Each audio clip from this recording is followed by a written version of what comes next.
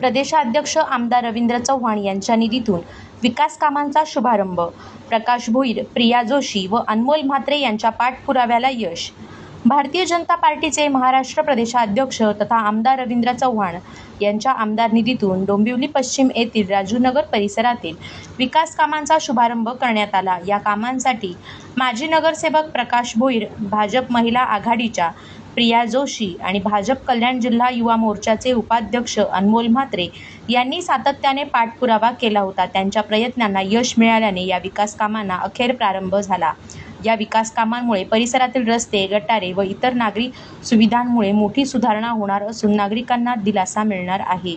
यावेळी गटनेते शशिकांत कांबळे, भाजप जिल्हाध्यक्ष नंदू परब, नगरसेवक दीपेश म्हात्रे यांच्यासह भाजपचे पदाधिकारी, कार्यकर्ते आणि स्थानिक नागरिक मोठ्या संख्येने उपस्थित होते. उपस्थित मान्यवरांनी विकास कामे दर्जेदार व निर्धारित वेळेत पूर्ण करण्याचा विश्वास व्यक्त करत नागरिकांच्या सहकार्याबद्दल आभार मानले.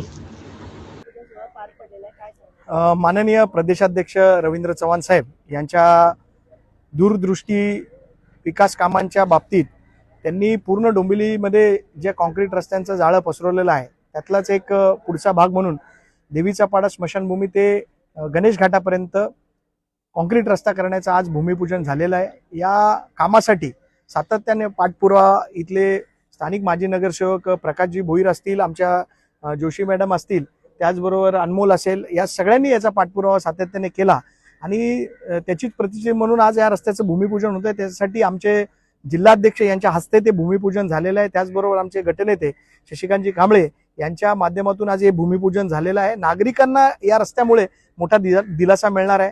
भविष्य काळामध्ये गणपतीचा मोठा उत्सव येतोय आणि त्या उत्सवासाठी देखील या रस्त्याचा खूप मोठा वाटा राहणार आहे, कारण इथे पण मोठ्या प्रमाणात गणेश विसर्जनासाठी लोक येत असतात.